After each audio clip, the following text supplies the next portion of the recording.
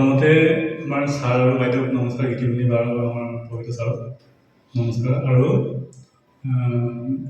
ৰেকি সহপৰিয়ালকে মই ইয়াতে উপস্থিত থকা সহপৰিয়ালকে প্ৰতিজন ব্যক্তিকে মই নমস্কাৰ জনাইছোঁ। মই যেতিয়াৰ পৰা ৰেকি 2021 চনত লোৱা হৈছিলে তেতিয়াৰ পৰাই মোৰ আগতে বহুত প্ৰব্লেম আছিলে, শাৰীৰিক আৰু মানসিকো আছিলে, আৰ্থিক দিশতো আছিলে, কৰ্মক্ষেত্ৰতো আছিলে। মানে কোনোফালে মই পাৰ পোৱা নাছিলোঁ। তাৰপিছত ৰেকি লোৱা ধৰক এমাহমানৰ পিছৰ পৰাই ছাৰ আৰু তেতিয়াতো মানে ছাৰৰ লগতে বেছিকৈ কণ্টেক্ট থাকে। ছাৰে মোক তেনেকৈ খোৱা বোৱা বনাইখিনি দিলে আৰু যেনেকৈ প্ৰেক্টিছ কৰিবলৈ হ'লে মেডিচিন যেনেকৈ কৰিবলৈ হ'লে তেনেকৈ কৰিছোঁ।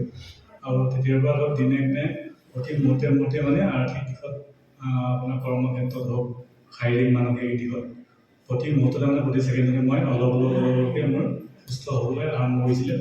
আৰু এতিয়া মই বৰ্তমান 4 বছৰত বহুতেই সুস্থ, ধৰক 90% মোৰ সুস্থ বুলি ক'ব পাৰি, মানে সকলো দিশতে। কিন্তু এটা কথা কি, ৱৰ্কশ্বপ বিলাকত মই ইমান জইন কৰিব নোৱাৰোঁ। তাতে মানে ছাৰে ক'লে যে মতে ৰেকি চেণ্টাৰ এটা চলাব পাৰিব বুলি ক'লে। সেইকাৰণে তালৈ কেতিয়াবা মানুহ আহি থাকে, হেলিং কৰি থাকিব লাগে, সেইকাৰণে আহিব নোৱাৰোঁ। কিন্তু এইটো 5 নম্বৰ ৱৰ্কশ্বপ হয়, কিন্তু মই এইটো দুটাহে ৱৰ্কশ্বপত মই জইন কৰা হৈছে।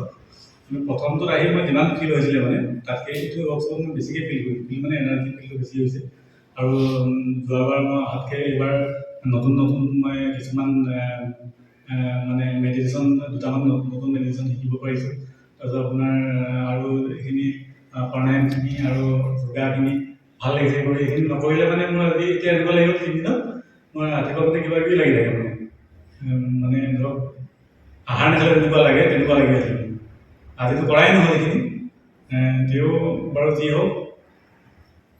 তাতে আৰু পাষ্ট লাইফৰ যিখিনি ৰিগ্ৰেশ্যন হৈছিলে, চোৱা হৈছিলে, তাতে আপোনাৰ ধৰক এলিনা মেডামে মাধ্যম কৰি চোৱা হৈছিলে তেখেতক, এনেই নহ'লে সময় নকৰে কাৰণে, নহ'লে প্ৰত্যেকজন ব্যক্তিকে যদি চোৱা হয় দিনটো নধৰিব, সেইকাৰণে এজনকে মাধ্যম কৰি পেলাই চোৱা হৈছিলে সকলোকে।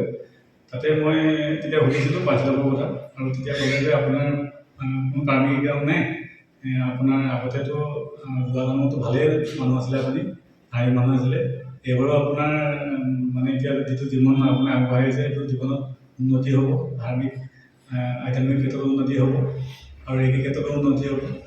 আৰু আগলৈ মই 3টা জন্ম পাম বুলি ক'লে, তাৰপিছতে আৰু জন্ম নাই বুলি কৈছে।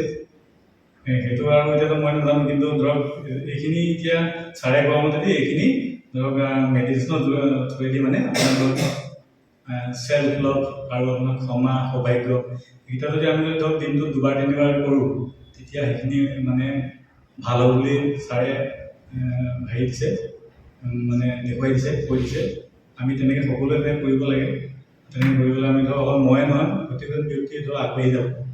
আৰু আজিতো মই ধৰক বহুতে আগবাঢ়িছোঁ বুলি ক'লেও মানে বেয়া নহ'ব ক'বলৈ, বহুত মানে আৰ্থিক দিশতো বহুত আগবাঢ়িছোঁ, আৰু সামাজিক, মানসিক, শাৰীৰিক, আধ্যাত্মিক দিশতো আগবাঢ়িছোঁ। সেইকাৰণে মই সকলোকে আহ্বান কৰিছোঁ যে সকলোৱে যাতে প্ৰেক্টিছখিনি ভালকৈ কৰি যায়। আৰু অকল প্ৰেক্টিছ কৰিলেও নহ'ব, খাদ্যখিনিও ধৰক নিয়ন্ত্ৰণ কৰিব লাগিব, মেইন খাদ্যখিনি। তাৰপিছত আপোনাৰ মেডিটেশ্যনখিনি ভালকৈ কৰিব লাগে, নিজৰ ধৰক চেল্ফ মানে হিলিংটো আপোনাৰ দিনটোত 2বাৰ হ'লেও কৰিব লাগে, ৰাতিপুৱা আৰু গধূলি কৰিব লাগে। তেতিয়া আপোনাৰ ধৰক এনাৰ্জিটো বেছি ফিল হয়, এক্টিভ হৈ থাকিব হেৰিবিলাক, চক্ৰবিলাক। সেইকাৰণে সকলোকে মই আহ্বান কৰিছোঁ যে যাতে সকলোৱে প্ৰত্যেকজন ব্যক্তিয়ে এনেকৈ আগবাঢ়ি যায়।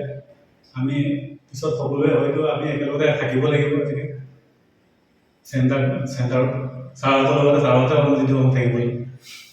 এইখিনিকে কৈ মোৰ বক্তব্য সামৰণি দিছোঁ।